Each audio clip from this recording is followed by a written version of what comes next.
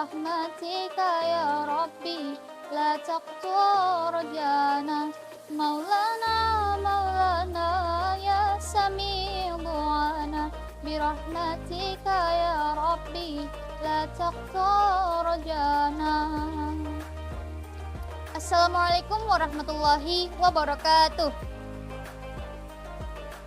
Segala puji hanya milik Allahu Rabbi, segala zat yang maha ghafur, zat yang maha syukur, yang telah memberikan beribu-ribu nikmat yang tidak terukur.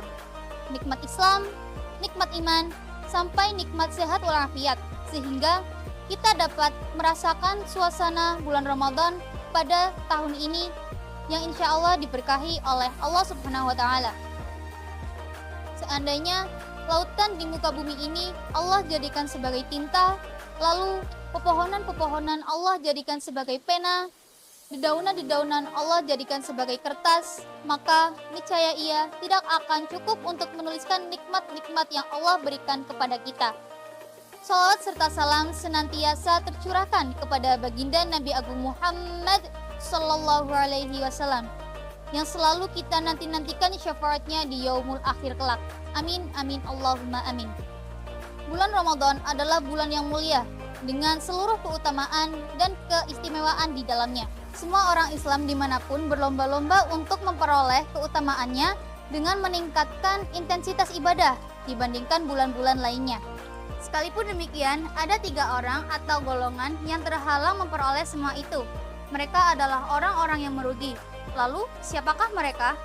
Syekh Sayyid Abdullah bin Muhammad bin Asy-Syidiq Al-Ghumari, seorang ulama hadis kenamaan asal Maroko, dalam salah satu kitabnya, Ghayatul Ihsan, menyebutkan hadis yang diriwayatkan dari Ka'ab bin Ajrah dalam kitabnya.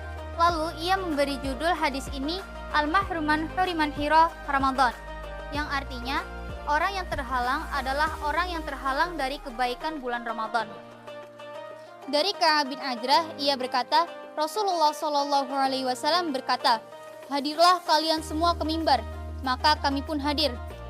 Lalu Rasulullah Shallallahu Alaihi Wasallam datang dan menaiki anak tangga. Ketika menaiki anak tangga ke-1, Rasulullah Shallallahu Alaihi Wasallam berkata, Amin. Lalu ketika Rasulullah Shallallahu Alaihi Wasallam naik ke anak tangga kedua, Rasulullah mengatakan lagi, Amin. Ketika Rasulullah menaiki anak tangga yang ketiga, Rasulullah mengatakan lagi dan lagi, Amin. Ketika beliau turun, lalu kami bertanya untuk mengklarifikasi, wahai Rasulullah, hari ini kami mendengar sesuatu yang tidak biasa kami dengar.